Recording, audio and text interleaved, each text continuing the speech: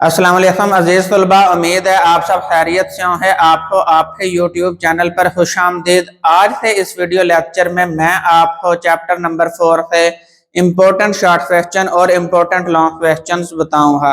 अगर आपने पेपर की तैयारी कर ली है तो इन क्वेश्चंस को अच्छे से तैयार कर लें, और अगर आपने तैयारी नहीं की तो कम से कम इन क्वेश्चंस को अच्छे से तैयार कर लें।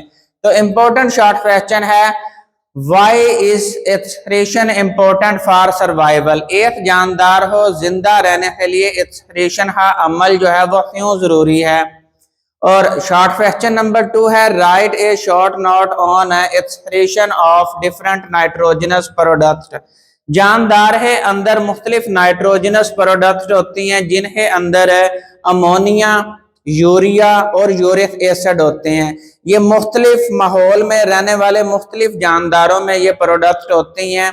जो एक्वेटिक होते हैं उनमें अमोनिया होती है, टेरेस्ट्रियल में फिर यूरिक एसिड और यूरिया वगैरह होते हैं। तो ये अलग अलग से शॉर्ट क्वेश्चन जो है वो पूछा जा सकता है। नंबर 3 शॉर्ट क्वेश्चन है, why is nephron called structural and functional unit of kidney. Nephron हो किडनी का स्ट्रक्चरल और फंक्शनल यूनिट क्यों समझा जाता है, इस पर वजाहत दें। नंबर 4 शॉर्ट क्वेश्चन है, what is glomerular filtrate and selective reabsorption. यानी जब ब्लड फिल्टर होता है तो बोमेन कैप्सूल के अंदर जो फिल्ट्रेट आता है उसकी डेफिनेशन, और जब वो लूप ऑफ हैनले से पास होता है तो वहां पर जो रीअब्जॉर्प्शन होती है, दोबारा मटेरियल को जज़ब कर लिया जाता है, इसके बारे में बताएं। नंबर 5 शॉर्ट क्वेश्चन है, why is blood pressure important for filtration. जब ब्लड उस नेफ्रॉन में बोमेन कैप्सूल में एंटर होता है तो वहां पर ब्लड प्रेशर ज्यादा होता है। अब ज्यादा ब्लड प्रेशर की वजह से जो है वो मटेरियल जो है वो फिल्टर होकर बोमेन कैप्सूल में चला जाता है, तो यहाँ इसलिए ब्लड प्रेशर जो है वो ज्यादा होना जरूरी है फिल्ट्रेशन के लिए। Number 6, why is glucose normally absent in urine.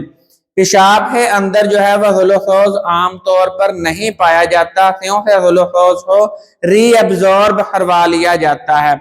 Number 7 short question है, differentiate between cortical and juxtamedullary nephron. Nephron ही दो इकसाम हैं। वो नेफ्रॉन जो कॉर्टेक्स में पाए जाते हैं वो कॉर्टिकल नेफ्रॉन होते हैं, और वो नेफ्रॉन जो कॉर्टेक्स और मेडुला के बॉर्डर पे पाए जाते हैं, आधे वो मेडुला में है और आधे वो कॉर्टेक्स रीजन में है, तो उन्हें हम बोलते हैं juxtamedullary nephron. Number 8 short question है, what is countercurrent multiplier mechanism. Nephron जो है ये काउंटर फ्रंट मल्टीप्लायर मैकेनिज्म को अपनाते हुए जो है वो यूरिन फॉर्मेशन करवाता है। नंबर 9 शॉर्ट क्वेश्चन है, differentiate between haemodialysis and peritoneal dialysis. ये जो क्वेश्चन है ये आपने अच्छे से तैयार करना है, क्योंकि ये जो है वो यहाँ पर right A detailed note on kidney failure and dialysis, यानी ये लॉन्ग क्वेश्चन है, बार से भी जो है वो इम्पोर्टेंट है। नंबर 10 है short question, write the principle and problems associated with kidney transplant. जब आप एक आदमी से किडनी लेते हैं और किसी दूसरे पेशेंट में किडनी ट्रांसप्लांट करते हैं तो उसमें कौन से प्रॉब्लम्स आती हैं और किस प्रिंसिपल के तहत जो है वो आप ट्रांसप्लांटेशन करते हैं। नंबर 11 शॉर्ट क्वेश्चन है, what is the role of ADH in urine formation. Antidiuretic hormone जो है वो यूरिन फॉर्मेशन में किस तरह अपना रोल प्ले करता है। नंबर 12 शॉर्ट क्वेश्चन है, why are kidney called homeostatic organ. Kidney किस तरह जो है वो जिस्म के अंदर होम्योस्टेसिस में रोल प्ले करती है।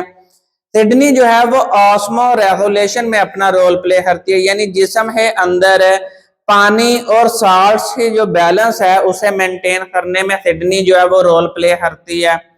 नंबर 13 शॉर्ट क्वेश्चन है, label the parts of nephron और यूरिनरी सिस्टम ऑफ मैन। आपके पास पेपर में डायग्राम आ जाए थी यूरिनरी सिस्टम ही या फिर नेफ्रॉन ही, और आपसे कहा जाएगा कि आप इसके जो मुख्तलिफ पार्ट्स हैं, हिस्से हैं, उन्हें लेबल कर दें। नंबर 14 शॉर्ट क्वेश्चन है differentiate between excretion and secretion. अब इसके बाद है लॉन्ग क्वेश्चंस। तो यहाँ पे 3 लॉन्ग क्वेश्चन जो है वो इस चैप्टर में इंपॉर्टेंट हैं, अहम है।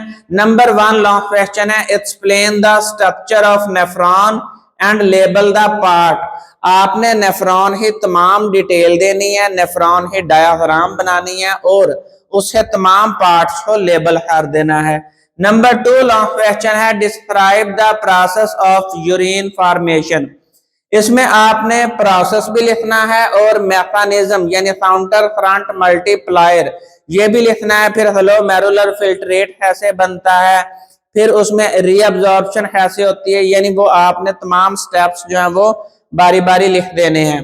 नंबर 3 लॉन्ग क्वेश्चन है right a detailed note on kidney failure and dialysis. आपने किडनी फेलियर पे और डायलिसिस की जो 2 मुख्तलिफ इकसाम है जिसमें पेरिटोनियल डायलिसिस और हीमोडायलिसिस शामिल है, ये आपने इन पे डिटेल्ड नोट लिखना है। तो यहाँ पर हमारा ये लेक्चर कंप्लीट होता है। आप इसका स्क्रीनशॉट ले लें और अच्छे से तैयारी करें।